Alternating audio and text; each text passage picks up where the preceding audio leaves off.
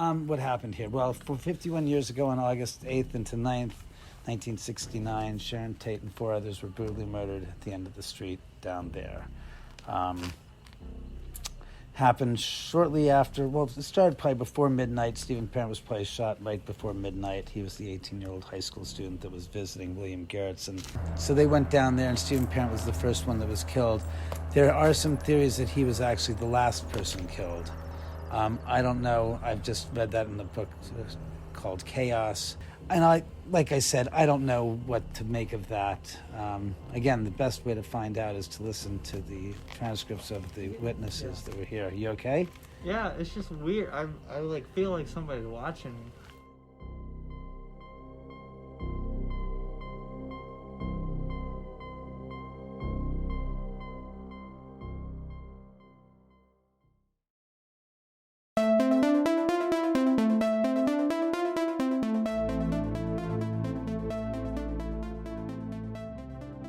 "18 years ago, David Oman moved into a new home just 150 feet away from 10050 Cielo Drive, the house in Benedict Canyon where Sharon Tate and 4 other people were murdered by the Manson family on August 9, 1969.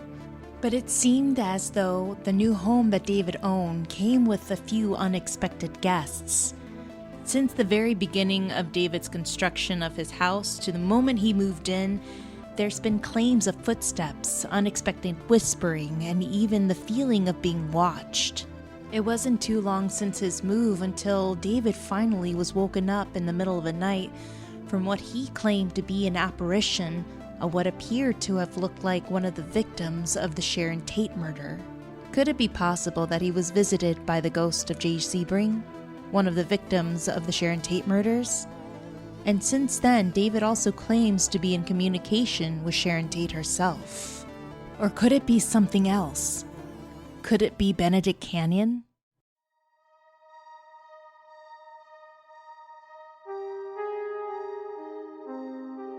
Hollywood is a town made of layers that were built by ghosts.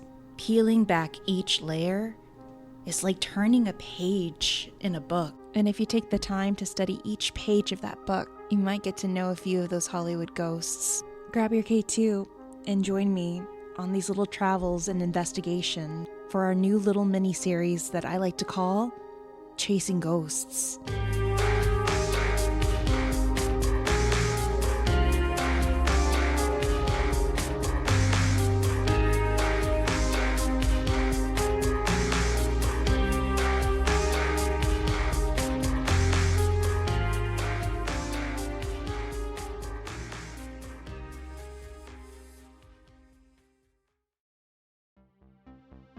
The following episode was recorded on August 8th of 2020.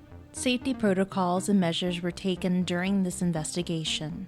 We also ask that you please pardon any outside noise pollution, but also welcome any unexplainable noises and possible EVPs. And with that said, let's get Hollyweird.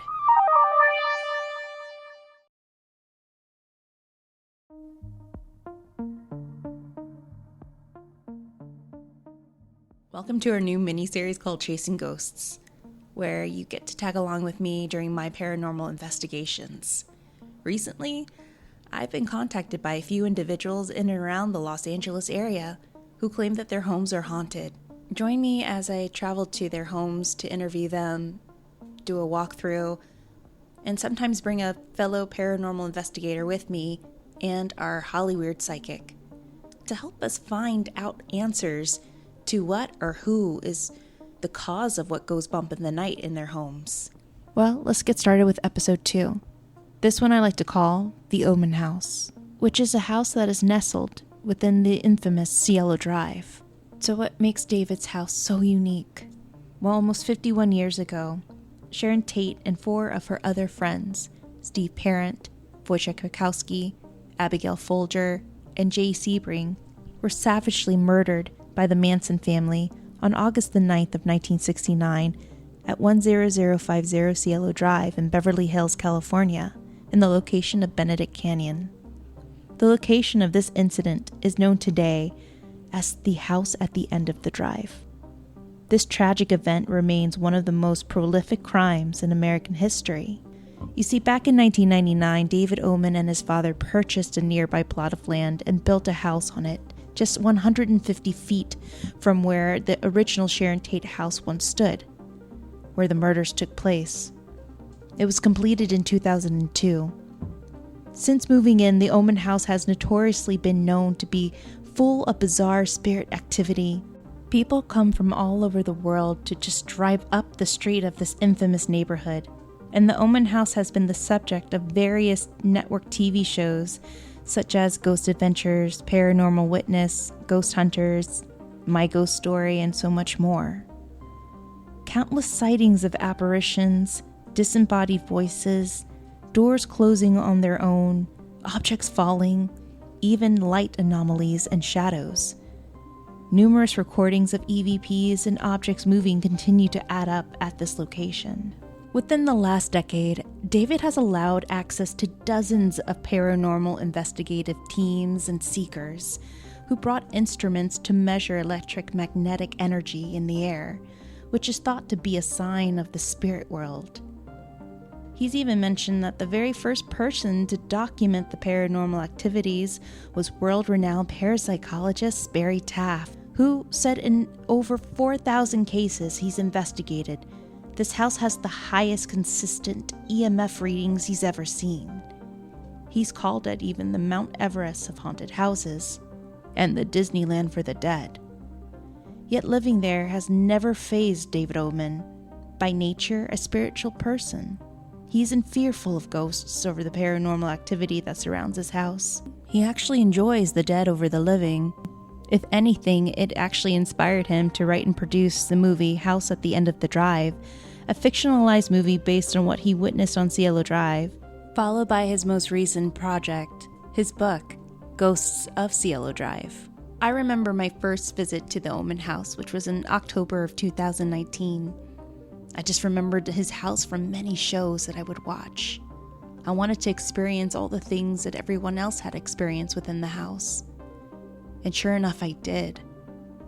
I later found myself being friends with David, and soon made it almost a daily routine to visit his house almost every other weekend to investigate. It just felt like I was being absorbed to so much that I couldn't see, and soon I felt that the house itself would open me up to so many things that I couldn't even explain. But I also found out that it wasn't just David Oman's house. It's also Benedict Canyon. It's the earth, it's the trees, it's the entire land. And on this specific date, the 51st anniversary of the Sharon Tate murders, Cielo Drive would be alive.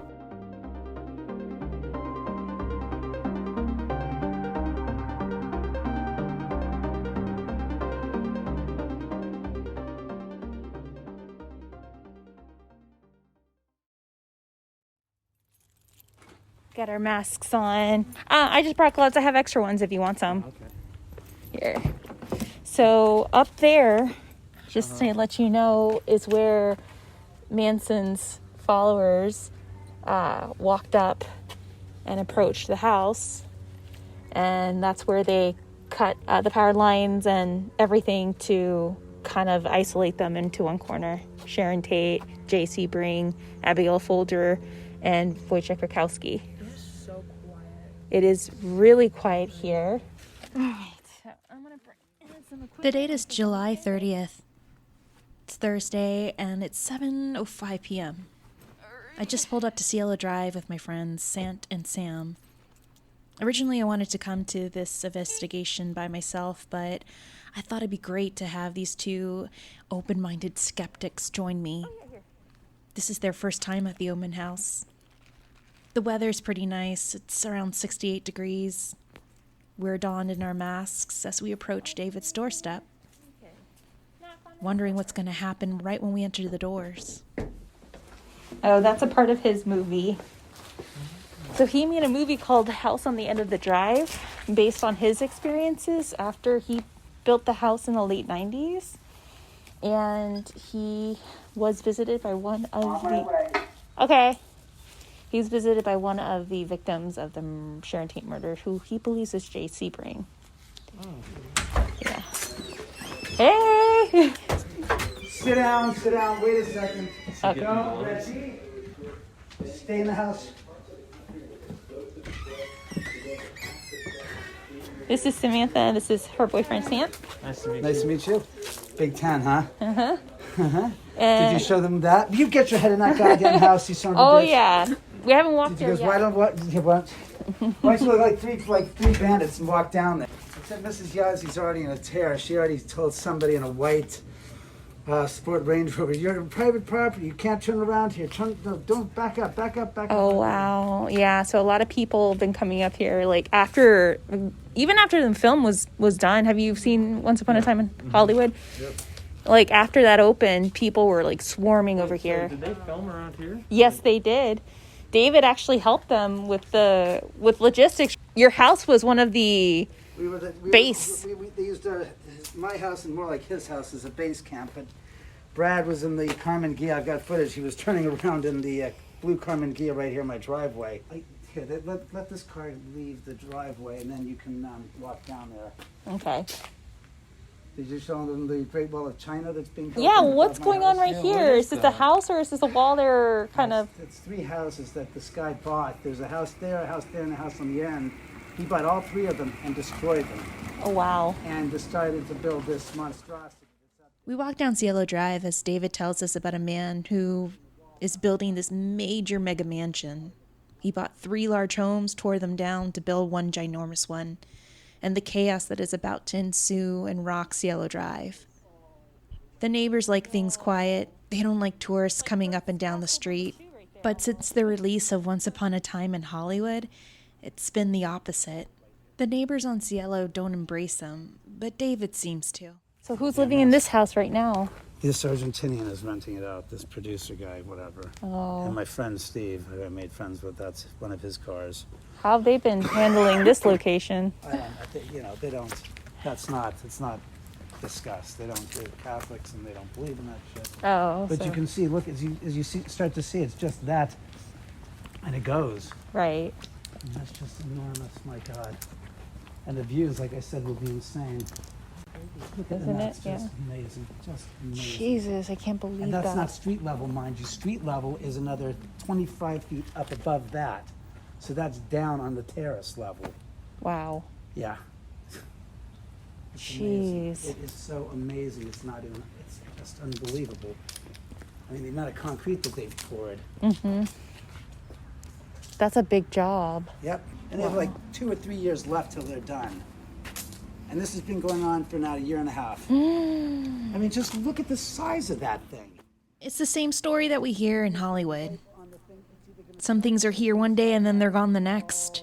And that's the same story in the canyons, especially in Benedict Canyon. And that's what happened when Jeff Franklin purchased the home back in the early 2000s and tore it down. So this is they tore down the original home In 1994. and they built a McMansion. So this is the gentleman.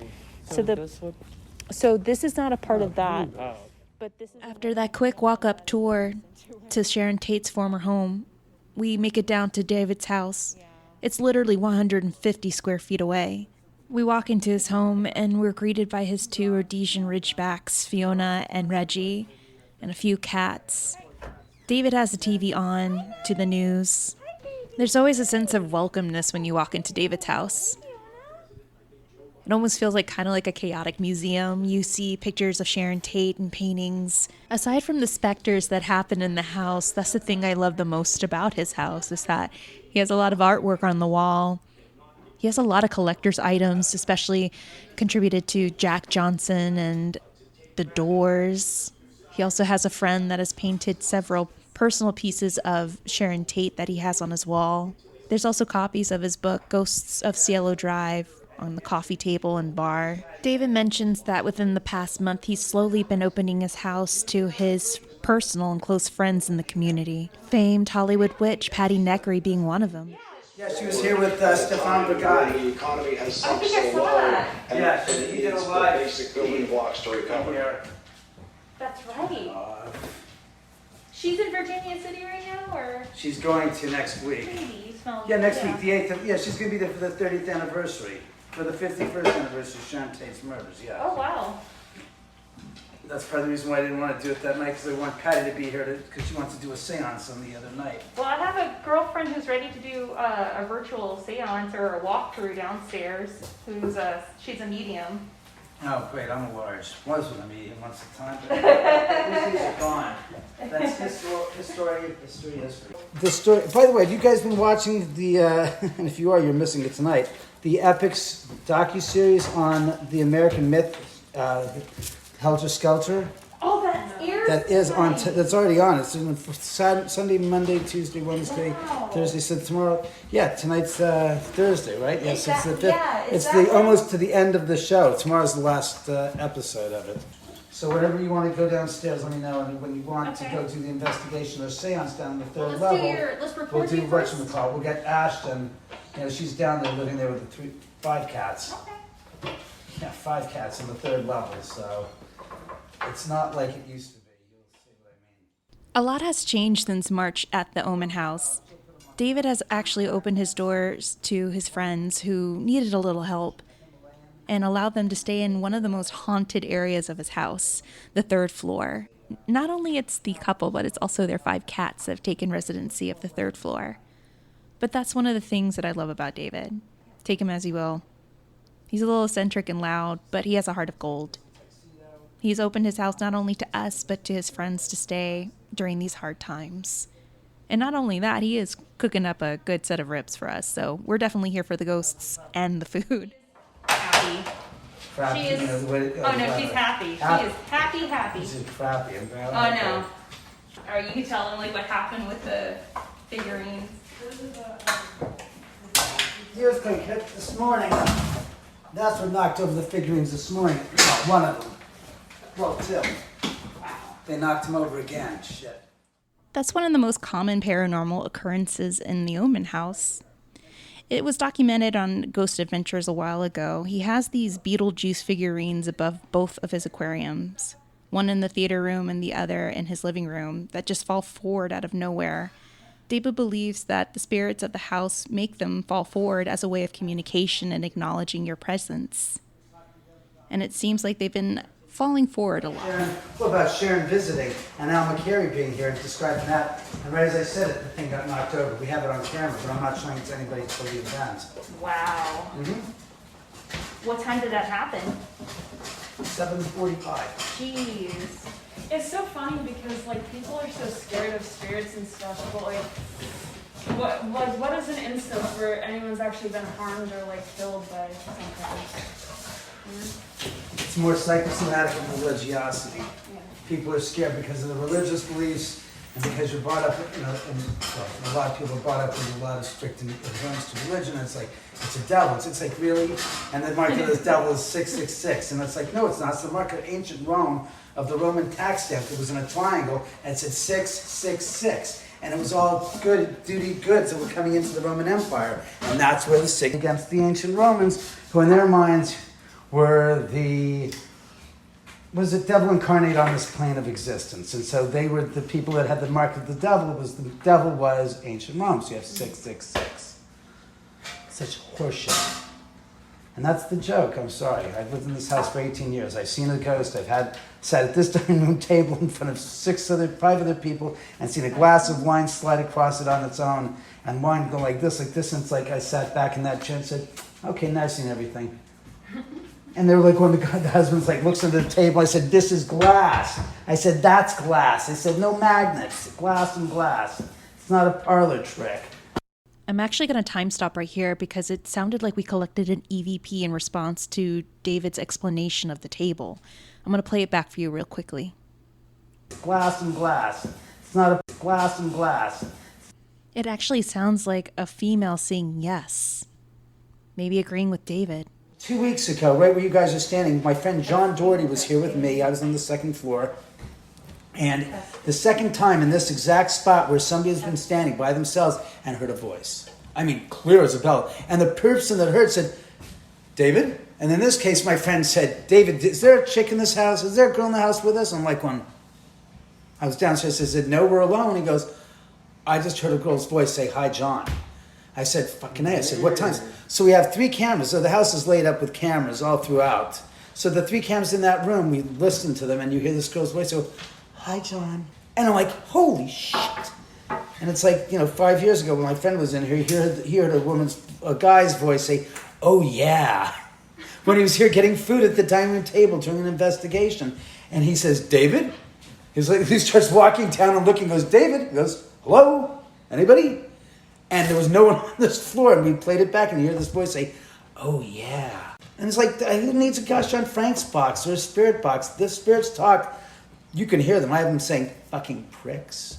Clear as a belt. In my office, I'll play you some of the clips and you go, and it's not just audio. There's video, so you know what the hell's going on in the scene. And I'm like, there's another time in my bedroom at 8 in the morning where I woke up and I heard this voice said, "I'm here.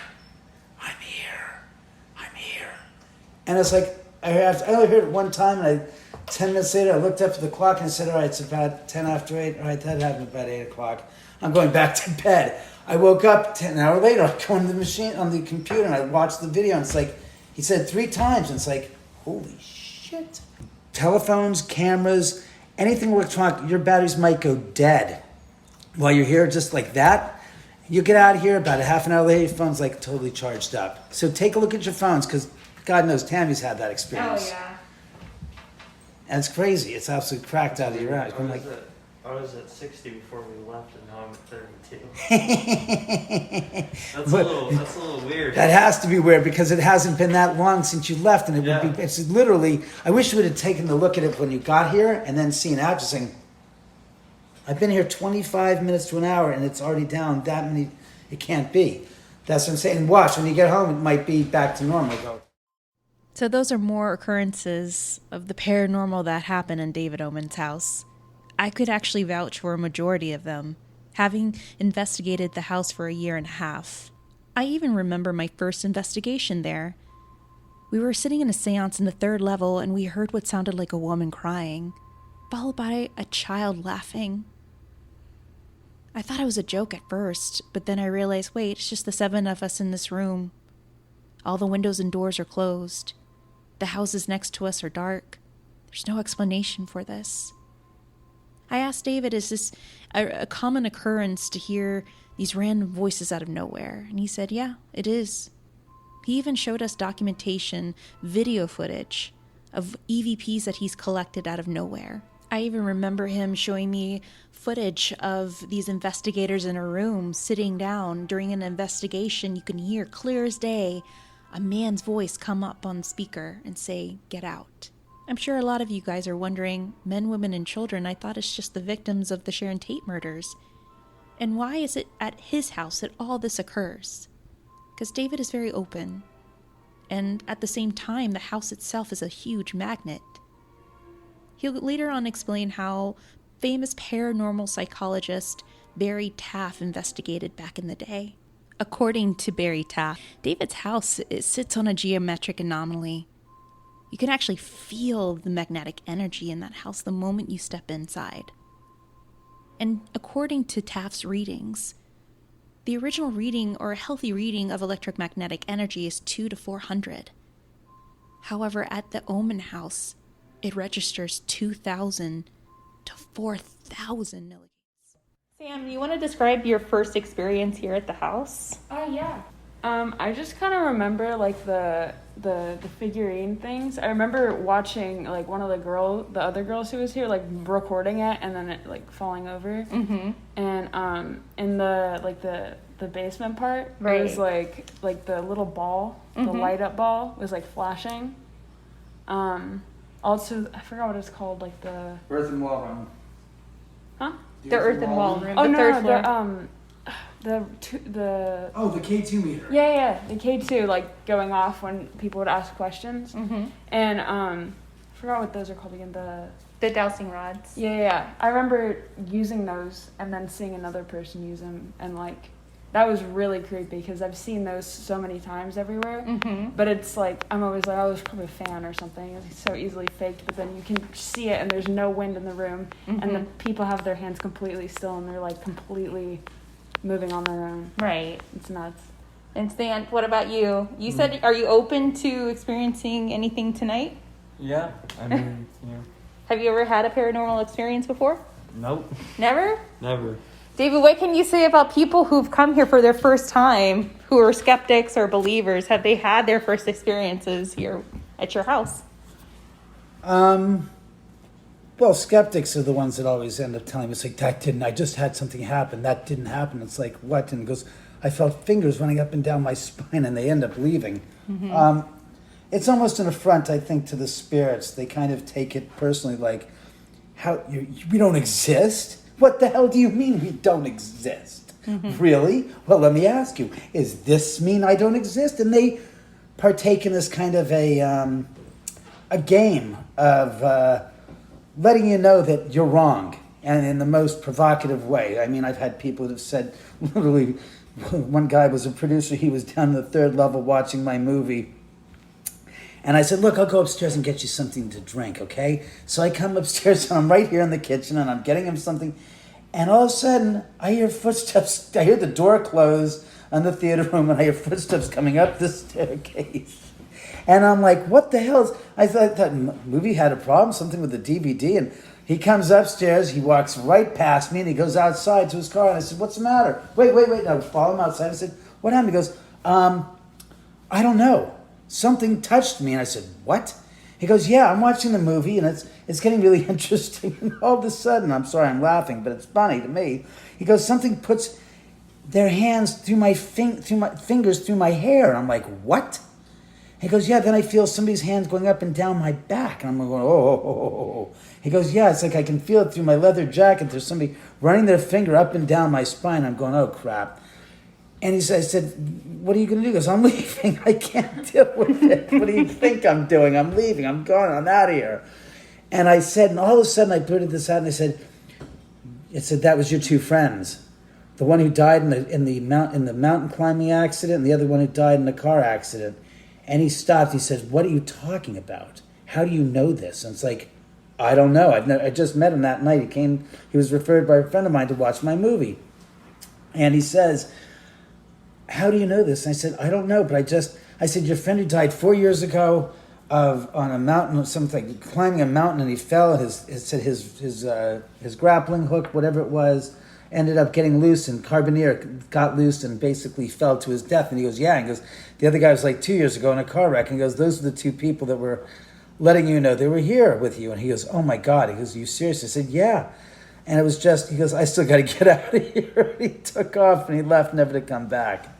So to me, it's like the people that don't believe, including Charles Gould, my key grip, who was dragged up to the corner of the ceiling by an unseen force in the third level guest bedroom, and he said to me, I was going to sleep, I put my head on the pillow, and I heard this voice say to me, you're coming with us. And literally, he said, my body was pulled up towards the corner of the ceiling, and I said, put me down, I don't want to, what are you doing to me? And the next thing he knows is he's sitting bolt upright in bed on the opposite side of the mattress that he was sleeping on. Yeah. Go figure. Mm-hmm. So that's what skeptics bring to the table for spirits. It's like, fair game. All right, let's go. I said, hey, if they don't believe in you, don't look at me. I not only believe, I've seen and I agree. I respect you. Right. So the spirits end up giving him a wallop. It's like, okay, hope they understand now and aren't, too susceptible to calling it a demon or stuff, because that's usually what people say. It's like, it's a demon. It's like... We get a lot of those. I mentioned that in one of the episodes, that people come here with this preconceived notion that there's something evil and dark, or my favorite one is they're angry. Oh yeah, they're really angry. Yeah, they're angry. They're angry at you for being there. I could feel them. I'm like, what do you feel? I'm like, they're angry. I'm like, I think the only thing you're feeling is the pinch in your wallet, but you're here. Those were during times when we had people that were running the show, the ticketings. I mean, we're running investigations here, the different paranormal groups, like Orange County Soul Searchers, the Orange County Ghosts and Legends. I mean, like I said, they rented the house out to do their investigations here, and it was like, okay, that's what they're charging, fine. I mean, there were all different prices and rates that they were charging from different groups, but needless to say, a lot of people didn't believe. But as you remember, a lot of people came out of going, I had that happen, oh my God. Things took place that people couldn't explain and understand. And that's the way it should be, you learn. Has anything else happened here during the pandemic? Anything like Oh yeah, no, there have been several things that have happened. About 2.5 weeks ago, 10 minutes to 3 in the morning, I was standing here again in the kitchen. Well, I don't know, 10 to 3 in the morning. What do you do in the kitchen? What else do you do? You're in the kitchen, makes me to eat. And I heard the strangest sounds. Twice it happened. First time it happened, it was like, and it was very, very simply put, a deep, resonating bass sound, and it sounded like somebody hit a steel pipe that was like a 4-inch or a 6-inch diameter pipe that was really thick steel, and banged it, and it had this deep like boom echo, and it went down, and it happened twice. I mean, it went boom, then boom. Then about 10 minutes later, as I'm walking around looking, and the dog reacts, I went on the balcony, and I came back to the front door and looked. It happened a second time. Wow. And I was like, what the living hell was that? And it wasn't... I looked outside when I was at the front door, and I was outside listening to the sound. It didn't come from outside. It came from inside the frickin' house. And I couldn't explain it. My friend Ashton and AJ were in the guest bedroom. I said, what the hell are they doing? And the following morning I said, were you guys up at 10 minutes to 3 in the morning doing something strange? And I said, no, we were flat out asleep because we had just moved in the house. And I watched all the cameras, and you can hear it, as the acoustic signature is different in each floor, but it's deep, like unexplainable where it's resonating from. But it was nuts. And like I said, I'll show you guys, but it's not for camera. This is saved for the event in the 21st and 22nd of August, which I've got some crazy video stuff that's happened in the past week that I'm going to share with you guys on that event. It's just It's crazy. pretty interesting. It's crazy. The house is, when people come to visit, it's like, oh, it's time to play with the ghosts. We're here to play with the humans. It's like, no, the ghosts aren't here to be played with. They're playing with the humans. They knocked that figurine over there on camera over. And what's interesting is we watch the camera, and over to the left on top of the bar, we saw this crazy light anomaly. And it's not an orb. It's like an amorphic object that morphs out of the air and just moves about. Oh my and God. And I'm like, did you see that? It goes, what the hell was that? And we're watching the figurine getting knocked over, and my eyes drifted to the left. And I said, what's that object there? And it's just nuts. It is crazy. So I'm looking forward to a fun night tonight. Plus, we're a week and a day away from the anniversary of the Sharon Tate murders. So usually, as I've recorded in the past, that's the dog whimpering. I don't know what the hell he's whimpering about. Nobody's hitting him. What's the matter, Fee? In any event, what I was saying was that it ramps up right before the anniversary. It gets really frenetic and crazy. So I'm expecting some stuff tonight. Yeah, well, Fee is expecting it because Fee is going crazy. Fee, what's the matter? Fee there's is something whimpering. the matter. I don't know what she's whining about. What's the whine about? What, is there an earthquake? That was last night. Yeah. We slept through it. I watched the videotape of that. Reggie woke up like straight up. Yeah. So should we do a walkthrough of the house? Get out of the way, bud. You know what? Hey, I do remember that. I was in Oakland. Oh, no wonder. Yeah, I was here. It happened like at 8 o'clock or 8:30. It happened. It was intense. Like things fell off of my bookshelf. But this one that happened last night, things fell off the wall. I don't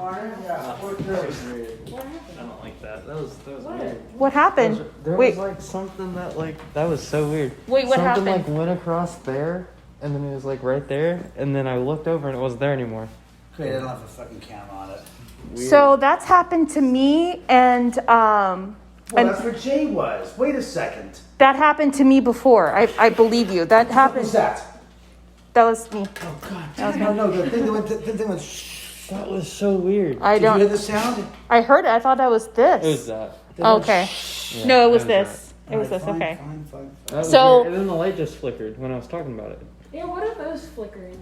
Those working it because they're LEDs and they don't get enough. There's a little power that melts. Oh, through the Sant, wire, so because you. they're so I think you sensitive. probably put it out there that you haven't had an experience, and now What they're is that? like Oh, what did he see? he. I just saw a figure. What did like, you see? It was like a silhouette. Of a man by chance No, or it looked like a woman. A woman? Yeah. Sharon Tate? Jay Sebring, during the filming of the movie, my line producer, went in the kitchen and famously turned her head to the right. As she was doing so, she says there was a man walking across the frame of the window, He turned to his right, and their left eyes caught as he turned, and she described him as having black hair, this and that. And he just turned, they looked, and he just went off the frame. She goes, wait a second, that's strange. David's house isn't on a flat piece of land. Yeah. So she goes outside, and she goes down to looks outside, looks down the staircase, and looks at the window, and she looks where the stairs are. It's 17 feet below the window is where the stairs are. She goes, the guy was walking straight across like he was walking on a flat piece of land. Weird. And she described it. I showed her the picture. It was Jay Sebring. She goes, yeah, that's what I saw. It's like not possible. Well, yeah, if you look outside, Shannon, like it's at an alpine, the way that... Here, let's go outside and Yeah. look. As we gather ourselves to go outside to the terrace, already activity starts to begin with the first figurine falling forward. Thanks, guys. Already, that was, right now is at 8:20. Probably that would happen around 8:15. Already something starts to happen. I noticed Sant turn immediately to his right to look at the window. I could tell he saw something on that window. I've had that happen to me so many times where I felt that I saw a figure walking back and forth in the window by the kitchen. How do you feel? That was weird. I don't know. Write down the time. Let's look it up. And not the second. All right. Just make I want to sure say that it was we most mess up. likely 8:15 because it's already 8:20. So around 8:10, 8:15. Yeah. We'll look it up on the camera. If anything, that camera might have saw it. All right. So already That's audio. they're a little lively. Right. That's audio on the right. Like the stairs. The hell's on the side of the stairs? So look what the window is. Oh no. That's like 25 feet. That's At least impossible. 25 feet. That's next to impossible. It was bad enough when it was this window. You can see the guy walking this way. But when you get to that window, get this out of here. Oops, sorry, I did No, not you're mean fine. to do that to you. You're fine. Really a bad joke. Look at that. Oh Look my where you are. Look God. how, that's 30 feet. Oh my god. Now, even if somebody's out here, you couldn't see them walking by this way. I mean, they'd be on Julius's platform, so they're not. That's strange as hell. That's impossible. Even if you wanted to pull a prank on us, how someone would move and set up a ladder and Can't be done. break it down. It can't be done. You need scaffolding to have it at that height. Did you see them out the window? Not, it was like, it like moved across and it sat there because I saw it out the corner of my eye. It sat there. Sat there and waited for me to turn. We have to get this on video. I need this for the guys. Lilia and I I need to remember. get you on video for this. I This is remember. great. I think That's it was a year ago. Lilia and I were sitting there too, and we kept on seeing something move past that window. Right. And it's It likes, impossible. But yeah. it felt like it was just like, I was like sitting there and I saw something in my peripheral. Uh-huh. And then when I finally turned, it just vanished. And I was like, what the hell? But you But could you tell. could see something on the corner of your eye, like saying Yeah, and hanging she saw there. me jump. And she was like, what? And I was like, That's the keynote. When we see the movement of him jumping, we'll know how to on the Good. video review where it is. I mean, you could tell it was a female, right? It looked like a female. Might have been a male. But you felt more female. Yeah. You felt more female? I felt more female too. Okay. I felt more female. Ooh, my right arm is getting the goosebumps already. So, already that's a big indicator. That's a full. Wait a second. Is that full moon or not a full moon? I think it might be a full moon tonight. Sometimes it's not just the inside of David's house that could be scary. It could be the outside, the canyon, Cielo Drive on a full moon. There's been times where David has even documented and caught on camera things walking back and forth on the street. People have even claimed to see the spirit of a bloody Sharon Tate. There is something definitely outside with us at night besides the full moon. And it leads David to recount what happened there 51 years ago. No, not. Do you hear the sound of something like? Yeah, always. Every time I park here, I always hear something moving. Even Lily, I would always It's the hear. sound of some type of an. Yeah. It's weird. Benedict is weird. There's a weird vibe. You feel it, huh? Yeah. I it's hear like- something there. Me too. What happened here? Well, for 51 years ago on August 8th into 9th, 1969, Sharon Tate and 4 others were brutally murdered at the end of the street down there. Happened shortly after, well, it started probably before midnight. Stephen Parent was probably shot right before midnight. He was the 18-year-old high school student that was visiting William Garrettson. So they went down there, and Stephen Parent was the first one that was killed. There are some theories that he was actually the last person killed.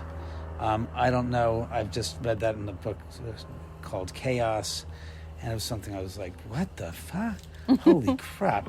And like I said, I don't know what to make of that. Again, the best way to find out is to listen to the transcripts of the witnesses that were here. You okay? Yeah, it's just weird. I like feel like somebody's watching me. I don't feel that, but I feel like pressure in my ears. Yeah. Like really Inside, I felt like something in my ear. pushing. Yeah, like right in front of my ears. I feel like two things. It's like just a pushing really on Yeah, me. that's weird exactly feeling. what- Yeah, I mean, it's intense outside tonight. I don't know what it is. It's really intense. I can't tell you. I've never felt this before. Yeah, I feel it too. I feel it on my right side. Even when I entered your house, it's like that indicator. Like it's gonna be an interesting night.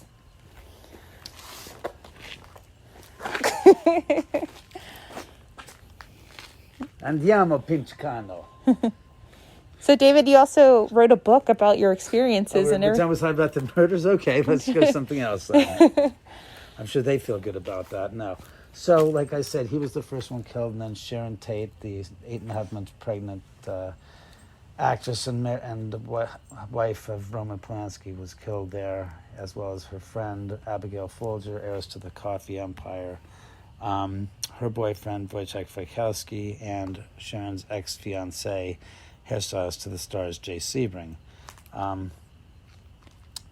Like I said, they were all killed down there, and it's a terrible tragedy. As a matter of fact, there's that, was it the docuseries, American Myth? Right now it's on Epix. Mm-hmm. Find it very fascinating. I watched the first night, which was interesting, but I haven't followed up.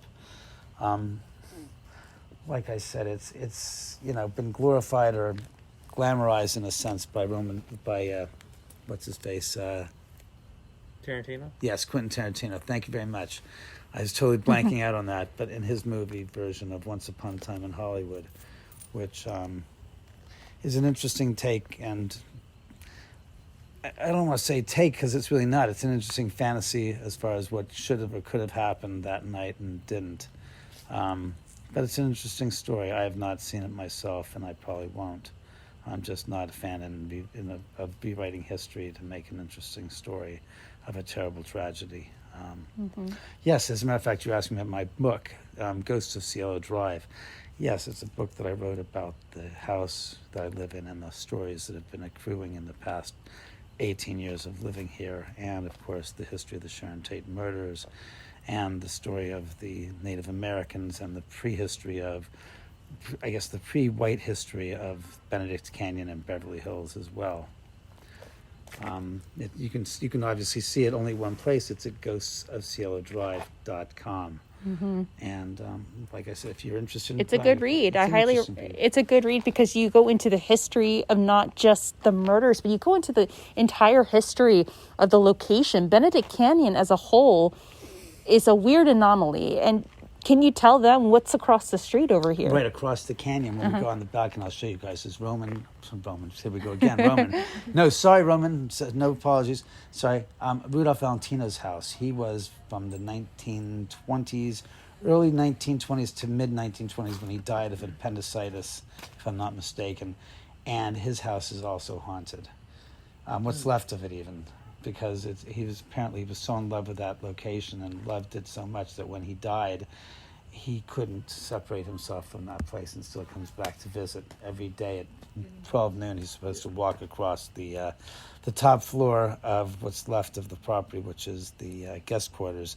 And people in the garage, the gardener says at 12 noon he's in there sometimes and he hears the footsteps on the floor above him, which is all boxes. And he says, it's impossible. I go up there and there's no one there because the boxes are where the people would be walking.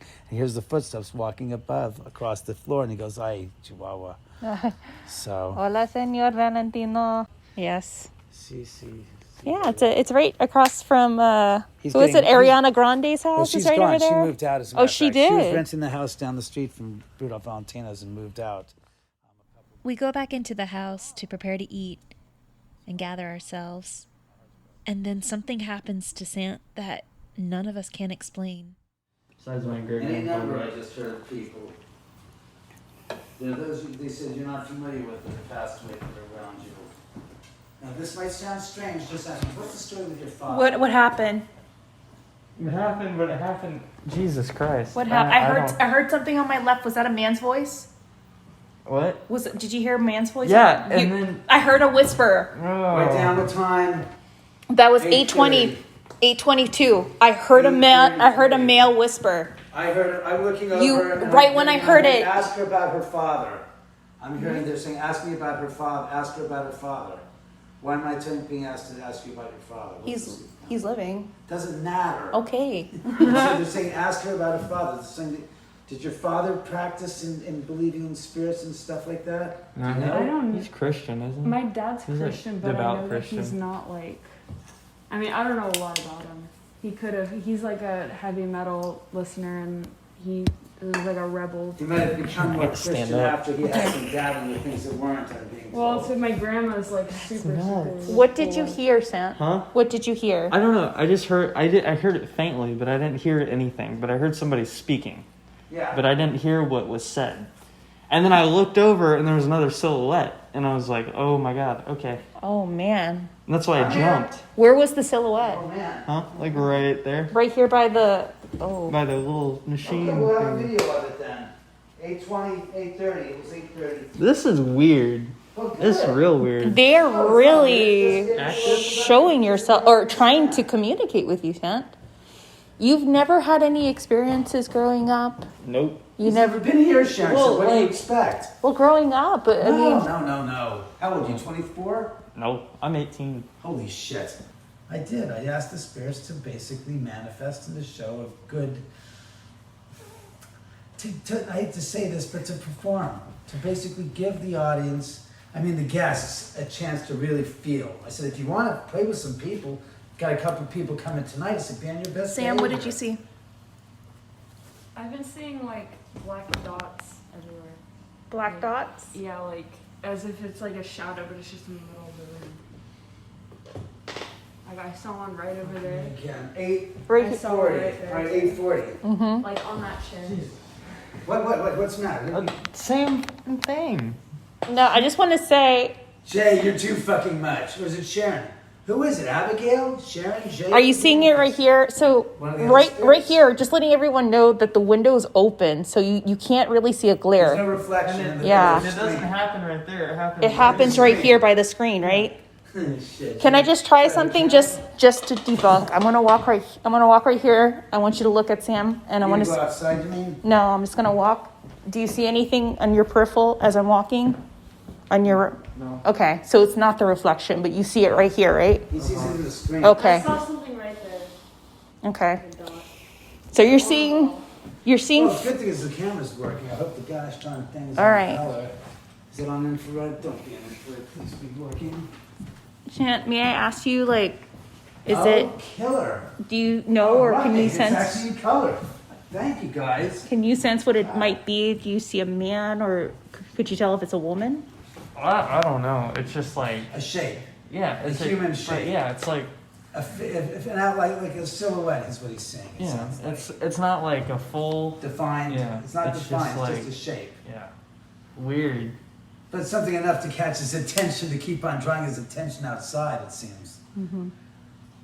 That's interesting. That's That is compelling. very interesting. I wish I had a camera on it, son of a gun. Well, that camera right there that's on the wall, since it's colored right now, apparently, that actually might be in frame. Again, we have to look. Yeah. We gotta go downstairs and review it. And even though we can't show it to the people tonight, they get to see it, you get to see it. And the rest of the world will see it in 3 weeks on the anniversary, 2 weeks after the anniversary. That's amazing, though. That's uncanny. Things are getting very lively. Sant and Sam are both seeing things. I wonder if it's possible, or maybe it's just a hypothesis of mine, that Sant may have some gifts that he's not very, very conscious of. Sometimes this house, I notice, can open you up in so many ways. And for my friends, it seems like it's opening their minds up as much as possible. We break and eat dinner for a bit, catch up over 7-Up, talk about what we've been up to for the past couple months during the pandemic. Finally, I'm connected with Rissa, our medium, as she gives us a preliminary reading of what to expect for the night virtually. Here's her reading. I got a sense of like this is going to be like a labyrinth kind of thing. So to me, that's a sign that I'm going to be going through a lot of twists and turns of it. Or like a sense of energies being in different cracks and crevices in the area. Like they're attracted to different corners. For some reason, I also get the sense of someone crying or the urge to cry. Like they're either scared or they feel threatened in a sense. Like a very innocent kind of energy that seems scared. We just heard something, sorry. And right before I FaceTimed you, something else happened as well. So you get the feeling that there's an energy here that's very scared and is crying? Like it seems like someone feels threatened in the area, and instead of like wanting to attack, they feel like crying. Because I get a lot of emotional upbringing, and I feel like breaking down crying. Okay. It's really random. Okay. Is there a little girl energy somewhere? Is there a little girl energy somewhere? Good call. Very good call. Very good call, yes. Yeah, there's something going on with like reference to a mother or twins. There's a reference to a mother or twins. Yeah, who's at that door? At the door that's open? That was me opening the door. I was showing my came in the house. The front door of the house or the bathroom door? That's open right there. Oh. Is that the bathroom? That's Yeah. the bathroom. Yeah, that's the bathroom that's It's open. a hallway that goes to the bathroom. It's a short little hallway. Yeah, it's a little hallway that goes to the guest bathroom. Goddamn light, you can see it. Do you want me to move the computer there? I actually had to cut the rest of the reading of the audio here, since there was a lot of vocal overlapping with Rissa. That's another thing when you go to David. Sometimes the noise pollution in his house could be a little overwhelming. But according to Rissa's preliminary readings, she picked up on an entity of a little girl. Now, this little girl has been seen and recorded in other past investigations. She goes by the name of Wendella, and mainly she's located on the bottom floor of David's house. Other entities that Rissa picked up were either from the outside or related to Sant and Sam. For example, Sant's great-grandfather could possibly be there trying to make communication with him. Rissa picked up on an older male energy that is connected to Sant. Then she picked up on another energy, a woman who's having trouble trying to talk, an older woman that's connected to Sam who had recently passed, who has problems moving her hands. Who I think is, he says you reminded him of him when he was your age. Who is this, Wojciech? No, his gosh darn great grandfather. Was that you who just like? Belts, yeah, that was me. Belts. Yeah, that wasn't me. That was no ghost fart or ghost fur. Sorry, that was definitely me. I was talking to my mom just now about the fragile woman, and I think it's my great aunt because she was like Frail. Yeah, and she wasn't like my grandma wasn't really that old, but she passed of cancer, and she's like super Christian, so I don't think she'd like follow me to a place like this, but definitely my great aunt. Now, Rissa mentioned about the hands trembling. Like, she Yeah. didn't have Parkinson's, but it was like she had She was tremors. Tremors. She was in her 90s. She was old. She's very old, Yeah, I so remember her having shaky hands. got you. Nerve She was very condition that fragile. happens. Yeah. But it's something I just heard. Just because she was very Christian when she was alive doesn't mean anything when she's passed. That's true. That's why she would be hanging. She liked the pizza. I told you. I just feel like she wouldn't follow me to a place like this, but I feel like Bobby would. If any place she would follow you, it would be a place like this. I almost feel like. I just think Bobby would, like my aunt, because Well, it's she's not. Again, if you take yourself out of the human factor of trying to, think about what she would do if she was alive, because she's not alive, her spirit would follow you because she's attached to you. Not attached to you. She wants to be around you because she was close to you when she was alive. That's why your grandmother, even if she was was very Christian and such, she'd still be around you. It more so here than any place else because this house has got such a dynamic energy that exists here. She could manifest here and be more around you and let you know that she's here. Regardless of what you believed when she was alive, it's another thing when you're dead, you don't have beliefs anymore because that's tied to the human condition. But they're saying that, if she wanted to be around you, if she was around you, there would be no reason in the world why, or afterlife, why she wouldn't be around you here. Because this is a place where it's a high elevated electromagnetic field level, so when you come in, the spirits around you hit this environment. I keep seeing a symbol What's the symbol? It's like that kind of, like a weird, like I just heard like a musical note, like singing. no, like a line and Right. then stuff coming out of the line, like a cactus, but it's not a cactus. I keep seeing it, like I saw it there and then I saw it there. Could it be? I heard, could it be a Greek letter by chance? Yeah, probably. That's a straight line, and it's got like. Yes. Yeah, I'm seeing it in my mind's eye, and it's a Greek letter. I have to look it up. You can look it up on the computer when we go downstairs. But yeah, it's a Greek letter, I'm being told. I'm going to stop it right here again. I think I may have caught another clear EVP, and it sounds like, wow, I think you're so cute. I don't know if this voice was referring to Sant or Sam, but here it is. David was right. We were definitely going to capture something that night, or anything during this recording. Why a Greek letter, though? You see Greek alphabet? Hold on, I'm gonna see if I could Google it. Yeah, check out the Greek alphabet. But like I said, that's why when you come here, it won't happen in other places. That's why I said when you come here, you have a greater predisposition of a relative that's passed away to manifest and manifest here at the house. According to parapsychology, claims psi is the unknown factor in extrasensory perception. Of course. That's where psi comes from, where they said psi factor, and they have that emblem. That Testing for thing. That's ESP. And so it's like this, and then the thing's coming out of the thing, Yep. like this. Yeah. Funny. And then I have Son of a a line bitch, on I haven't seen that in a long time. I've never seen that before ever. Means mind and soul. Psi is not a phi. It's really interesting. And you keep on seeing that around here. Whenever I'm like, I kind of like will space out, like I see like little dots. But that was me. Okay. I see little like dots or just like random shapes, but I feel like I see that a lot, but then I keep seeing that. What can I say? Hold it. Has this ever happened to you anywhere else before? No. So it is here then. That's what you can say. Safely say. Funny I should say this. Hopefully this isn't the start of your new life. And hopefully this is just something that's happening here.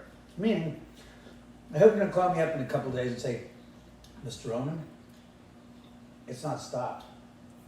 I'm still being fucking followed. I'm being stalked. There it goes. I can't stand this shit. It's non-stop. It's always behind me. It's in there. Hopefully that's not the case. I get orbs in my room too. I've caught some on camera. What? I've caught orbs in my room. With the color or in black and white? Well, it has to be color because in the camera doesn't. Well, I recorded one video in black and white and it floated across, and I've done TikToks where people are like, why is there an orb just passing by?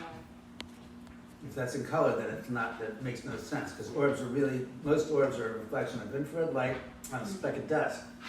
When it's color, it's next to impossible because there's no infrared light. You're just capturing the light. So if you're capturing an orb in its color, no fucking chance. It's not. It could be a bug, but it can't be a speck of dust. It could definitely be possible that Sam is clairvoyant, where she has the extrasensory to see impressions and symbols. And it most likely happens with a lot of women in her family. Even her mother has even shared stories with me of things that were unexplainable that would occur in their home. And it seems like it occurs around Sam too. We gather ourselves and clean the table as we prepare ourselves for the investigation. We start heading to the second floor. Now, David doesn't tell Sant or Sam anything that has occurred on the second floor. The second floor is a very interesting area, and in my time there investigating, a lot has happened. People have claimed to see the apparition of a young African-American man, bald, peeking from the doorways. According to David, it could possibly be the apparition of Jack Johnson, since David Oman does collect a lot of his memorabilia. For some of you who are not familiar with the famous Galveston giant, Jack Johnson, otherwise known as John Arthur Johnson, was an African-American boxer who, at the height of the Jim Crow era, became the first African-American world heavyweight boxing champion. He was born in 1871 and passed in 1946, and David has been a fan of his for a very long time. But David also collects a lot of his personal items. He even has a top hat and a pair of boxing gloves that belong to the heavyweight.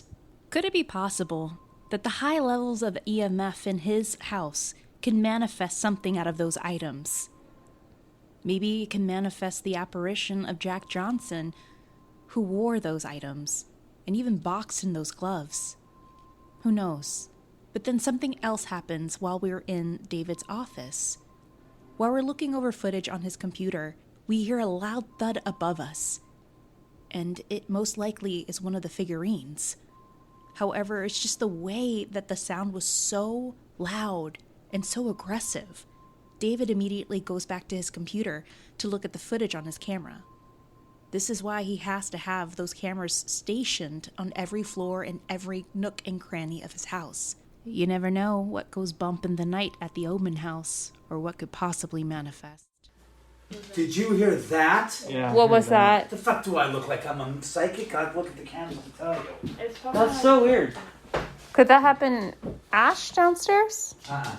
That was upstairs. That was upstairs? So something Yeah, just you fell heard- upstairs, you heard we the believe. Tammy, you heard the echo. Yeah, I did. From upstairs, and that's why you heard it. He got knocked over and onto the ground. Oh my god. Excuse me, that just happened. Okay, so the Burning Man figurine that David had placed on top of the tank was far away from the edge, and now Far away from the edge, but it was definitely away. What time is it? 9:52, right? And now it has fallen not forward, but 9:52. off the mantle onto the There ground. we go. So right now we're going to look at footage to see what happened to it. And that happened around what? 9:50. Yeah. So this should be right. Here we go. There you go. I said put it up. Oh my Do god. you see us moving? It's Look at moving. that. It's moving slowly on its own. So we just saw the footage of the video This is saved. No, I want to see. of one of the figures upstairs falling with force from the mantle. And if you want to see that footage, we're going to put it on our Instagram. You can't put it on till this thing gets Okay. for the event. I'm saving this for the event. No, 21st. this is going to be, I'm not putting Yeah. it out until then, David. Yeah, exactly. So do you want to see what's going on in the room? In that room? Watch this, kids. This is what's good about this one. We have another camera. Let's go watch this now. You'll see what's happening. See, look, guys. There it is on the floor. But there are sounds that are right here. Right that there, are around happening there. when we're having that disturbance. Right. And that's just not possible. I mean, it's really not possible. What the fuck was that? There's a voice No, there. that was me. Can't be you. It's on the goddamn recording. Yeah, same. Your stomach hurts? Mm-hmm. Too much energy in this room? I don't know. Nerves, probably. Anxious, anxiety, energy. And we still haven't even gone to the third level. Thank goodness for David's cameras. It captured the figurine of the Burning Man falling straight down onto David's floor right from the aquarium. I noticed in the footage that the Burning Man itself was kind of leaning back, not forward, and then all of a sudden it started swaying front to back, and then with great force something flew it across off of the aquarium and onto the ground. We stood there shocked. There was just absolutely no way possible that that figurine with great force could have flung forward off of the aquarium and onto the floor. We captured it. And trust me, we're going to put it on our Instagram and Facebook, guys. But we noticed too, within the footage, that we could hear murmuring in the background, and then we later heard footsteps. It sounded like footsteps were heard right before the figurine was flung from the aquarium and onto the floor. We confirmed with David that the dogs were with us in his office and that Ashton was also on the third floor. But we couldn't confirm or find any evidence of who or what was on the first floor, especially in the theater room where the figurine had fallen. After we recognized the occurrences on the first floor through the footage, we noticed that Sant is not feeling good. He's complaining of little stomach aches. According to him, he's feeling a little nauseous. Could it be brought on by nerves and anxiety of being in this environment? Could be. While others like to pan it off to the paranormal. Another thing, too, is sometimes when you're expecting something bad to happen, it can mess with your mind and also with your nerves. But I like to pan it off for nerves. From here we go to the third level. We meet Ashton, but before meeting her and getting her story, since she is sleeping in that level, we begin the ghost hunt in the third level. Now, we didn't tell Sant or Sam anything in regards to any of the stories or occurrences that commonly happen on the 3rd floor. We just wanted them to feel for themselves. We began the investigation using the old school method of paranormal investigation and ghost communication using copper dowsing rods, followed by a virtual walkthrough with our medium, Rissa. And what she picks up is pretty astounding. But what ends up happening towards the end of that night is actually quite interesting and downright creepy.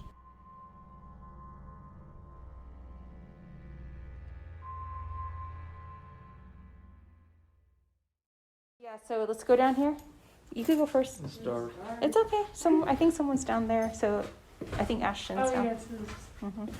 So this is going to be the last floor that we're going to venture to. The 3rd floor is the most active room in the entire house. You might have remembered it from Ghost Adventures, where Nick Groff locks himself in one of the bedrooms and comes in communication with a dark and aggressive energy that attacks him. A lot of other people have felt a very oppressive or at times maybe an aggressive male presence. His voice has been captured many times on David's videos. But there is a heavy presence in this room. Even if you're a skeptic, you can feel it. And it hits both of us at the same time. Wow, I'm like still trying to get my head wrapped around it. Tammy, does it feel extremely heavy in your skull? Yeah. To be honest, I'm not feeling anything. I just feel very cold. My head is like splitting, like push, like wow. And I come down here every day to see Ashton and stuff and the cats, because the cats, this is their room. I mean, wow. What's that? Dowsing rods. I'll scare the crap out of me. Oh wow, it's really intense. These are dowsing rods. These are Sam's favorite toys. Are you feeling it? God. And It hit you, doesn't huh? quit. It's not quitting. It's still pushing. It's still like really I feel it in intense. between my eyebrows. How about you? Burying my head. Oh my God. These are dowsing rods. So what we're going to do is have Sam ask some questions. So Sam, you can ask it, hey, can you cross for me? Or can you separate the 2 rods? What? If someone is here and wants to make communication, can you cross the rods? It's just fucking okay. Can you uncross the rods? Can you uncross the rods that are in Sam's hands? If you're here? Oh my God, I swear. This didn't happen last time. It wasn't working for me. Can you move the rods to David? Whoever's here, can you move the rods to David? Point to where David is with the rods. Princess. Oh my God. What? It's moving. Can you tell us where David is? Just That's point. Princess. That's the cat. I'm saying it's princess. Can you point It's the not a rods to ghost. David if you can, please?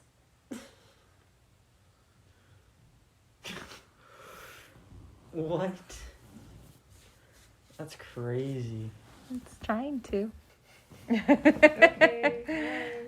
No, they separated. Well, I don't know if that's me. okay. Let's see. Is there a woman here? If there's a woman here with us, can you cross the rods for yes or separate them for no?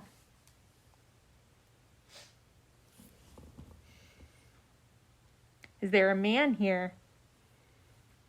If there is a man here, can you cross the rods for yes or separate them for no?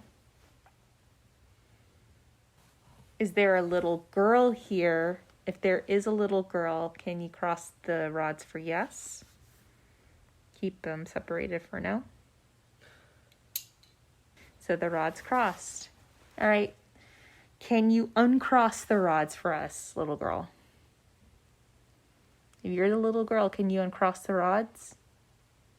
Can you make them look parallel in a straight line? You did one. Can you do the other one on the right? You could do it. Good. Oh my God. So it seemed like we made communication with the possible little girl entity. Maybe it's Gwendolyn. But I remember Rissa did mention that we were going to have a bit of a precocious and curious energy around us. Soon we moved forward with trying to contact Rissa to do a walkthrough, especially of the 3rd floor and into the earthen wall room, when we're greeted by Ashton. Ashton is David's guest that has been staying with him for a few months. She and her husband stay in the 3rd floor. Currently, her husband's in Florida shooting a reality show. I go ahead and ask Ashton if her and her husband have felt or even seen anything while sleeping on the 3rd floor.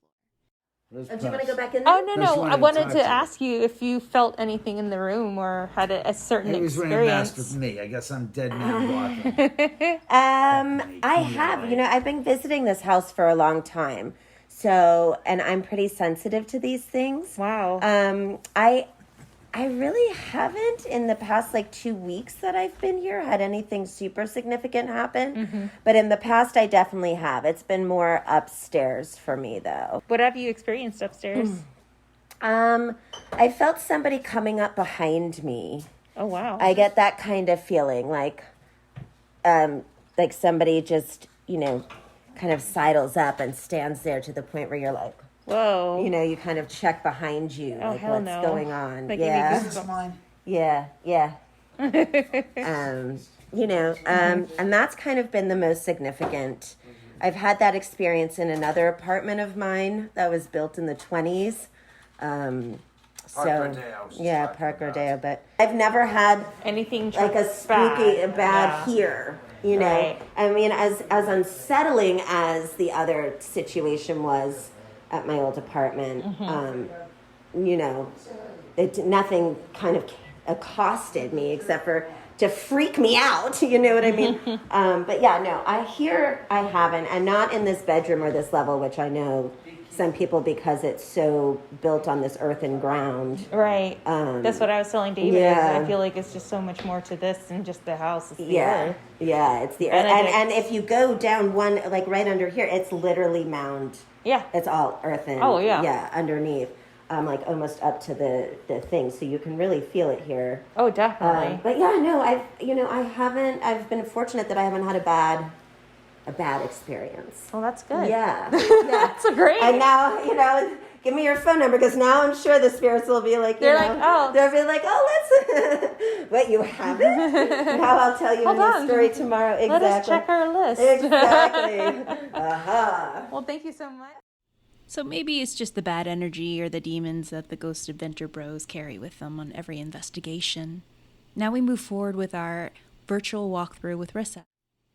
Awesome. All right. So, Marissa, we're down here on the 3rd level, and we're coming to... There's a orb on your camera.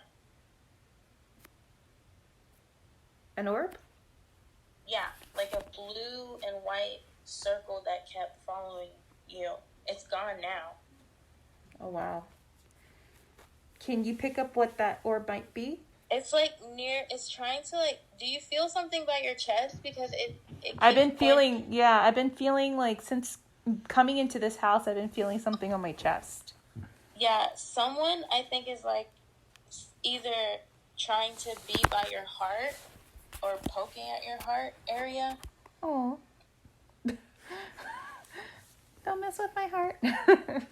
I can't get a read on who it is, but it's just an orb, and I was like, that's freaking me out a bit. So we're in the bottom level of David Oman's house, and I don't know what you can pick up currently in this room. And the orb is back. Was it above my head? I just saw something above my head. Yeah, it was there, and then it flew back down. I saw something flying above, and I thought it was just a little speck of dust, but it was pretty bright to be a speck of dust. Mm-hmm. Also, an Alan. Is there someone named Alan? No. No. Okay. Okay, should we go into the earthen wall room? Yeah. Ooh, I don't like that feeling. Yeah, that was the same with me when I came in here. I feel like I can't breathe. Yeah, that's what they're getting in here too. And is there issues in there sometimes with the camera and the security system? Oh, we're gonna ask David right now, but I wouldn't be surprised if there is. Did you hear that? It's the neighbors next door. You're gonna hear voices because they're them. It's them next door. I think they have the windows open. Okay. But we have caught that a couple times. He said no. He said no. No? Okay. For some reason, I feel like a sense of like kind of wanting to vomit. Oh. That's what I was feeling when we were. You feel in the nauseous, huh? camera. Yeah. Does something live in there? Yes. Does something live in there? What? No. Nothing lives in there. Like an energy. Well, it's hot tonight in this room. My God, it's got energy. Yeah. It's My head cold right in here. here, in this area right here, it's thick. It's got, Oh yeah. Mhm. oh, God, I'm not interested in being in this room. I get an energy of someone looking down at me as if they Oh, I think don't they're like that. higher Stop above that. me, but they're looking at me in a very like kind of unsettling way. Like I'm not like, oh, your kind doesn't belong here kind of vibe. Oh, don't say that. What are you picking up ethnically speaking, the spirit that you're picking up? I don't know. I think it's a couple or like for some reason like. They said Yeah, be like specific. They said try to be specific as possible when you talk about origin. But what are you picking up on ethnicity-wise? That's the neighbors next door. I get like, I don't know, one white, one Hispanic, but I'm not. Go further. I'm just confused because there's like two orbs there. I don't know what the heck that is. Do you want to tell her, Tammy? No, you tell her. No, you tell her. I'm getting a fucking ringing headache like never before. Like it's Yeah, like I'm getting a headache too. it's really. Fucking I really intense. don't know who it is. No, that you know who I'm talking about in the mound. The story of the mound. Oh, okay. Yeah. So in the mound. That's why we was asking your ethnicity. Oh, well, in the mound, when you said if something's living here, there was claims that there is the remains of an Indian riding horseback with his horse, and the horse lost its footing, and both like perished from the fall. And people I'm getting pains in my have stomach claimed and that like their remains are still within this earth. But you're not the first to explain about a couple being here. People have seen like a couple or sensed a couple being in this space before. Yeah. And definitely from a period that's way back in time. I would definitely say the 20s and 30s. They've picked up on that before. And the orb just flew away. Like one of them just flew away to the left. Okay. I don't like how I feel in here. I didn't like this room the first time I came in here either. Yeah, okay, I'm being like looked down on. I got someone saying, or I don't know who this is, but I got the message, why are you protecting me? I don't know if they're talking to another energy or and the orb is following them too. So I guess the couple, one of them is having a conversation and is like, we have to go. And then the other one's like, well, why are you protecting me? Like, I'm curious about these people. I want to know what's going on. You okay? That's exactly. You're feeling a pain in your stomach, huh? That's exactly what I've been getting too. Like right below my Tammy, heart. I'm sending you all these pictures. This is insane. Is it just like the orbs? Yeah, there were two, and then there's one that like sticking around. Honestly, if I were you, I'd cleanse my phone when I leave. Okay. They could also be trying to use the energy from the phone, so if that makes sense. Yeah, that's right. Because your phones have what is your? It's at 17, but that's normal because I just put it on low power in the camera room. Okay. All right.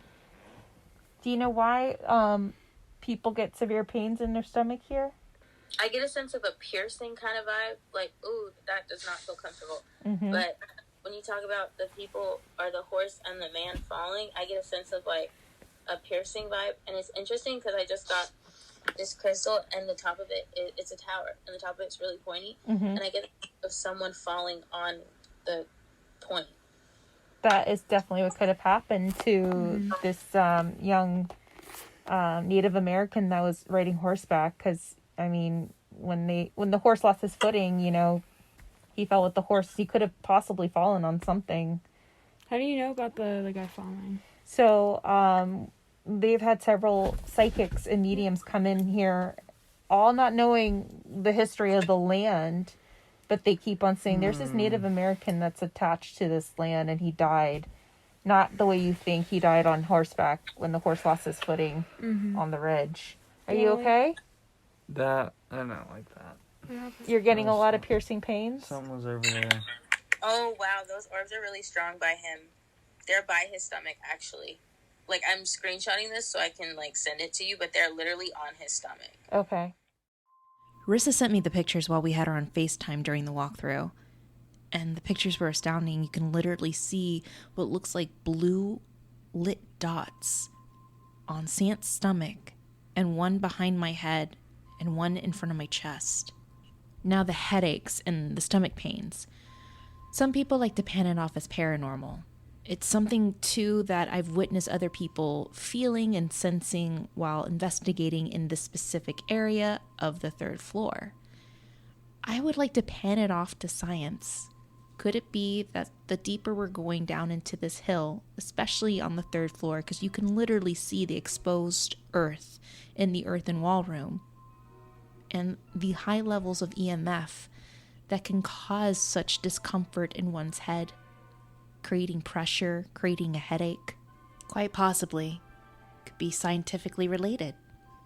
However, when we exit the earthen wall room, there's something that happens to me that I can't even explain, that I don't know if science can even explain it. Do you know why they're next to him? Are you picking up a why, or? Do you know if you have a gift or not? Because if so, I get a sense of you're able to, it's clairsentience, but the kind that it is like actually feeling. Like, you could potentially feel the way that people have died. And I remember when I first discovered that I had this, that was what I had. I basically had pain in my body in the places where people had died. So one guy had, he had a stroke, and I felt the clotting and the pain in my head. I feel that. I felt that before. That's weird. You're feeling a lot tonight, yeah. And you've So never... I would suggest, like, getting some sort of protection, or if whoever you believe in as, like, a higher power, practicing protection, chants, or prayers, or whatever, I definitely recommend that, because that helped me. Okay. And yeah, it's not fun, but as soon as you're out of if you're away from the energy, it gets so much better. But yeah, there's a lot of stuff going on upstairs in the dining room. We caught a lot of orbs and stuff. I feel like a sense of like a dining room and then like a party kind of vibe. That's funny that you say that, because several psychics have picked up energies upstairs in the dining room having a get-together, a party. People or that used to live in this area would congregate here in spirit in David's dining room. Is he a collector? Yes, he is. Yeah, that makes sense. He collects a lot of things. Yeah, you got that right. That makes sense. This room is weird. Yeah, I don't like it either. Yeah, I'm actually starting to feel the stomach knotting. Like, I don't feel the pain, but I do feel the knotting and the tightness. Right. All right, let's exit the room. Alright, so Rissa, let's do a postmortem right now. Like, what so far have you collected in whole down here on the 3rd floor? Is it negative? Is it positive? Is it something that is just a part of the land or the house or connected to one of us here? I just get a lot of foreign energies, really. Basically, like, I'd say spirits who probably when they were alive weren't used to people that look like us today. Wow. So basically, like, being put off by, I'd say probably, like, if you're wearing just, like, a t-shirt and jeans, they're probably like, why are you dressed like that? Or if you have different colored hair bangs or something like Sam. Yeah, it's like a total different time. So I definitely see, like, these little blue greenish circles floating around everywhere. Yeah, we were picking that up earlier on the first floor. There's a lot of them flying around, and they're pretty active. One, like, pushed one of the figurines off of the mantle. Like, it's recorded on the camera. There's something about slamming doors, or, like, opening doors and then closing them, and just keep slamming the door. Yeah, David has had those Is occurrences. there something up there? Can you ask her? Oh, we could take her. You want to go take her there? No, like up there, like right above the door. Do you get anything above that doorway by any chance? If someone's, whenever I say it's someone, I have to be specific. I feel like there's like an energy sitting on part of, there's like an imbalance to me. So when that happens to me, that means there's a foreign energy. Mm-hmm. So like half of the room is up and the other half is pushed down. Yeah. They've gotten that before too. You definitely feel like a shift of balance in here. And when they entered, they felt that over there too. And then the other sofa chair. The one right here? Or right here? Yeah, that's where the orbs are. Right there, there's someone sitting in that chair. There's someone sitting in that chair. She just took it. Okay. Who is sitting there? There's literally two of them just like near the chair. Are they just observing us? Like, what the hell are they doing? Yeah, there's one like that's just like, oh, I'm here. And yeah, now they're gone now. There are two people in the next room, so if you hear voices, it's they're in the guest room. Okay. Mm-hmm. Who knows? Maybe they came with them, so that's another possibility. David has two people staying with him in that room over there, so. So I was thinking about who has things connected to them, because right now there is an energy that seems to be very prominent and wanting to be around you. Okay. I don't know if it's someone who's used to seeing you or someone who just likes you a lot. Aw. I mean, I do come here, or I used to come here a lot, so I don't know. Maybe there is an energy that is connected to me here. David, It feels like a male presence. do you know how old? I'm trying to shift, and I'm getting like 50-something possibly. Interesting. Okay. CH. It's like Charles, Charlie, something like that. That's so funny. That's what my husband's name is, Charlie. Really? Yeah. That's second. Oh, it's David. Sorry. Well, was that you guys just walking upstairs? No. Should we write down the time? We have to look at that because I just heard footsteps upstairs, and so it must have been you guys. That's why I came out here, and you're here. I literally heard footsteps across the floor above us, Oh, wow. like people footsteps. I'm seeing I like was stuff. about to over there. ask before. I was like, who's walking? I was going to ask who's walking, but I was like, no one's moving. Yeah, no one should be upstairs. We didn't hear it. I'm just like, What? It's so weird. I'm just like like tired. surprised because I've never gotten this much activity at a distance before. Yeah, it's a very powerful night, and the house is very active, and it's been like messing with Sant right here. He's very freaked out. Whew. But yeah, this level is pretty intense, girl. Like, if you were to come here in person, I don't know how you would feel. It would be a very big stream of emotions. I'm seeing stuff in that corner, and in that corner. You were so right about the corners. When we were going over the footage, Rissa, we saw orbs coming out of a specific corner. Yeah. You were so on the money with that. Okay. Whew. I just got goosebumps right now, so. Yeah, CH keeps coming up. Like a male with CH as in the beginning. Okay. All right. I have to figure out who's CH now. Who's a CH? Charlie Hessel. So don't even say that. Sorry. My head's hurting again. Yeah, right? now when Yeah. I came back in here, I was finding Ashton's room. I went back and I was just getting pressure. Can you go into Ashton's room real quick? Yeah. Okay, let's go read the final room in here.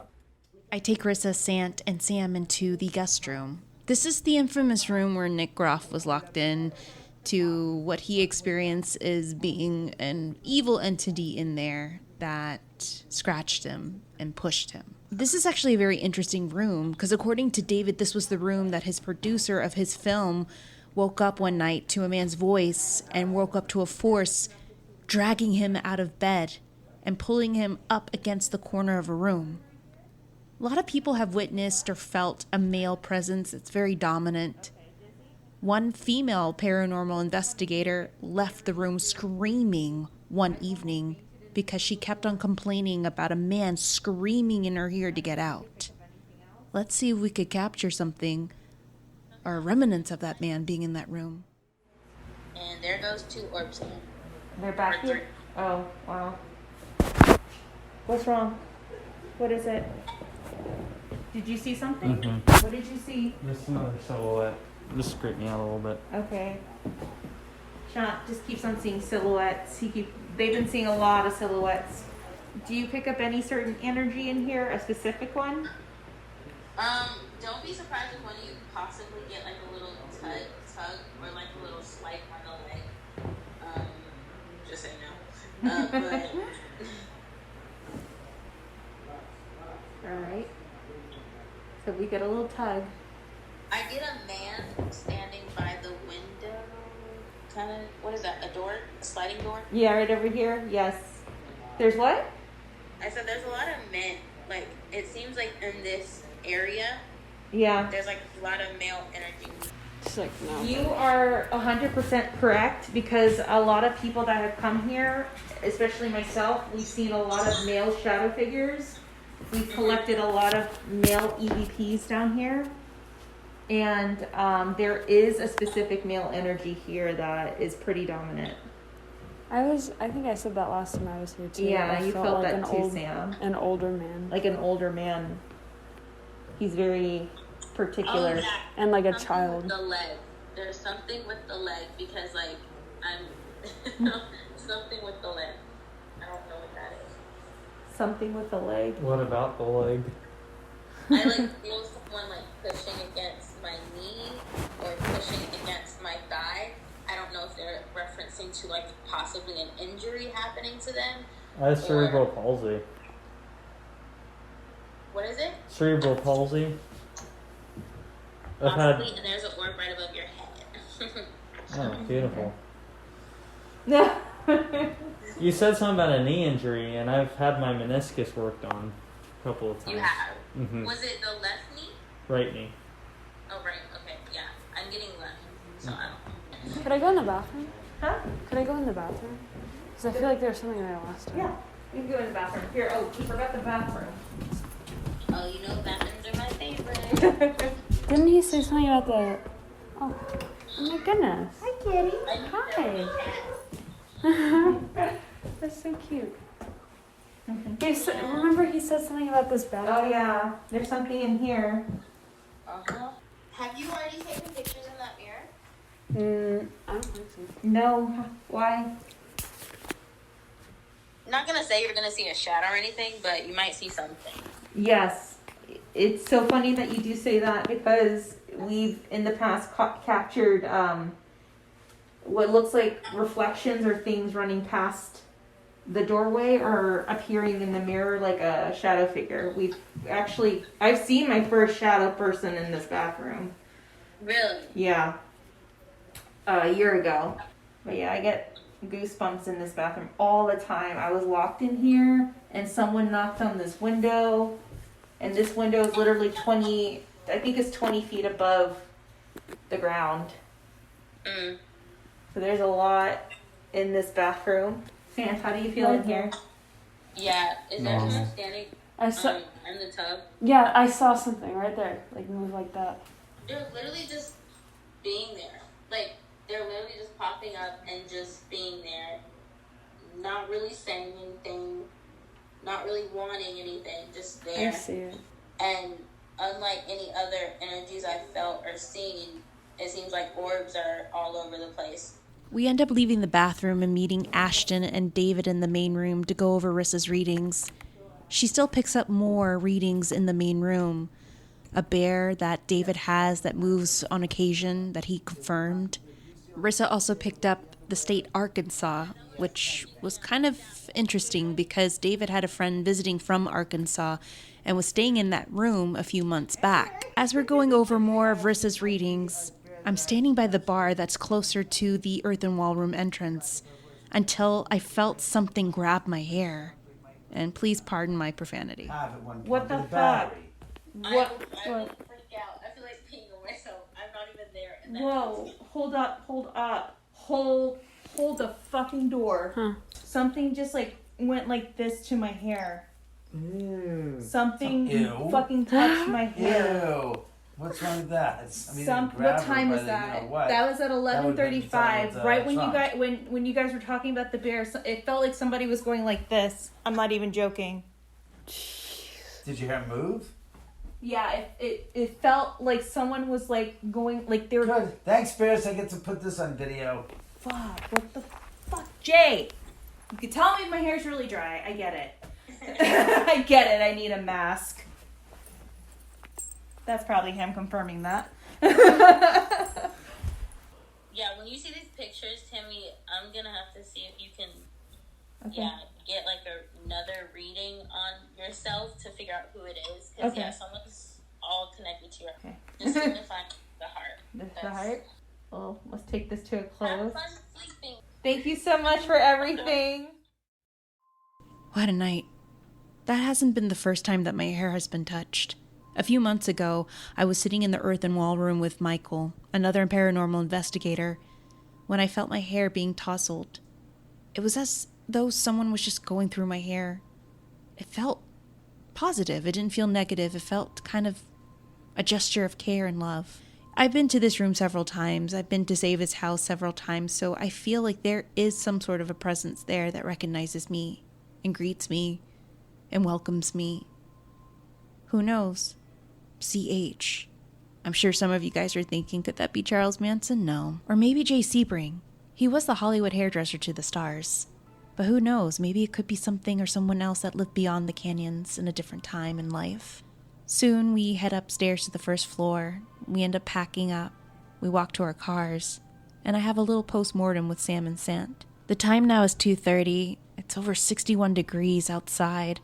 Cielo Drive is very quiet, still eerie, but the air is still lighter. Here's my postmortem with Sant and Sam. So what is your final thoughts of the Oman House? Really cool. It was unsettling at first, but then I kind of eased into it, so I wasn't like too scared at the end. It's just there's a lot of movement and a lot of thing. You can feel everything around you, so. And I'm not into like ghosts or whatever, but it was really neat. What about you, Sam?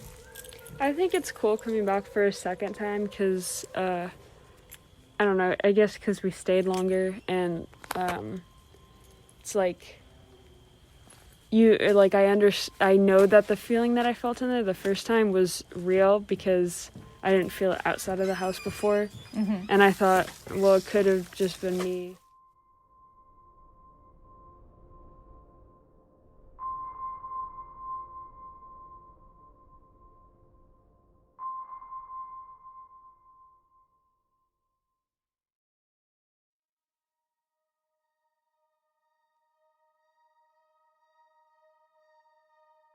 There's something that you definitely take away from the David Oman House.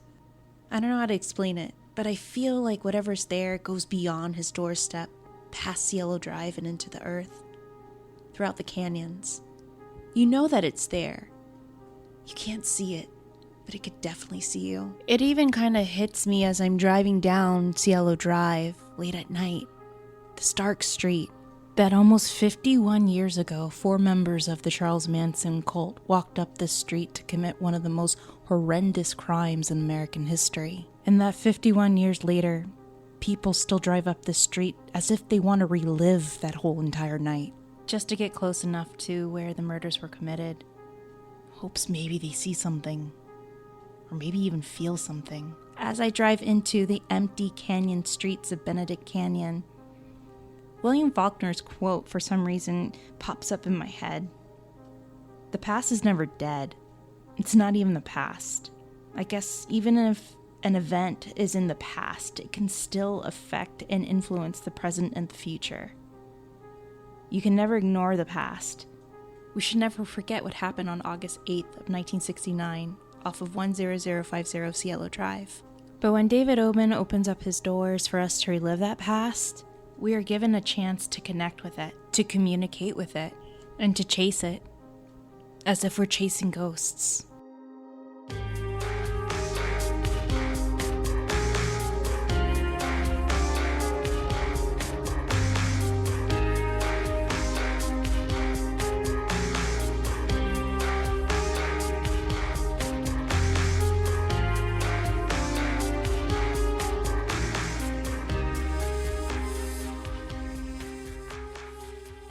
This has been another episode of our mini-series, Chasing Ghosts. Please stay tuned for part 2 within another week, where I return to the David Oman House for a seance. If you haven't gotten caught up with the first episode of Chasing Ghosts, Haunted Hollywood Apartment, then I highly recommend that you do so. We have a couple big thank yous out. A huge thank you to our friend David Oman for opening up his home, especially during this pandemic. And also to Sant and Sam for participating in this investigation with me. For walking into the unknown. Want to learn more about the David Oman House? Then head on over to theomanhouse.com for more information. You can also participate in a live streaming virtual tour of the house. He'll be hosting the Oman House live streaming virtual Paracon tour on August the 21st through the 22nd, starting 6 p.m. until 2 a.m. You can get your tickets at www.theomanhouse.com. You can also follow David on his social media. You can follow him at The Oman House on Instagram and Facebook. Okay, friends, till next time, keep an eye out for part 2 of The Oman House, The Seance.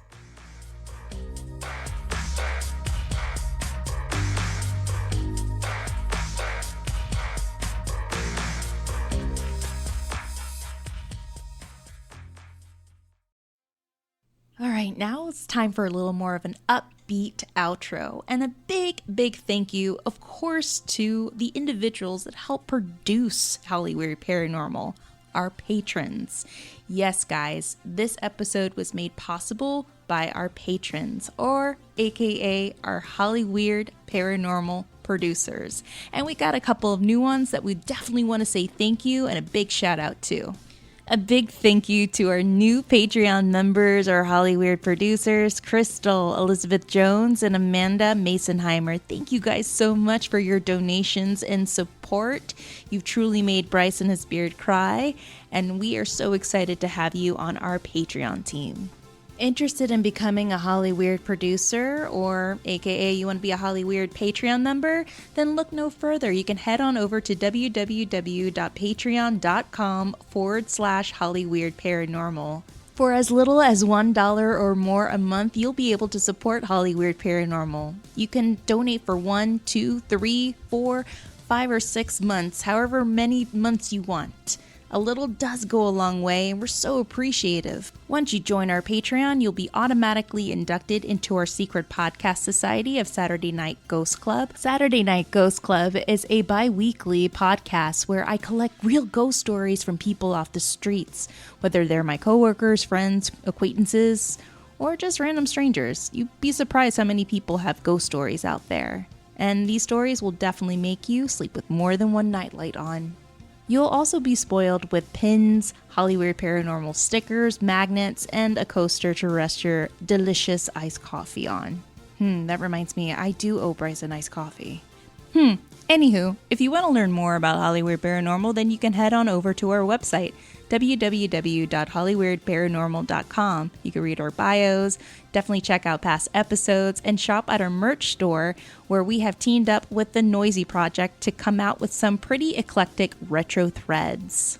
You can also click on our social media tab, where you can follow us on Twitter at HWP Podcast, Facebook and Instagram at Hollywood Paranormal. Have a ghost story you want to share, and you want me to read to Bryce so I could scare the living daylights out of him? Then you could forward it to us at hollywoodparanormal@gmail.com for our Listener's Tales episodes. Have a little more time to spare? Then head on over to Apple Podcasts where you can rate and review our podcast. It really does help us indie podcasters out. It helps us become a little more visible, and it lets us know how we're doing.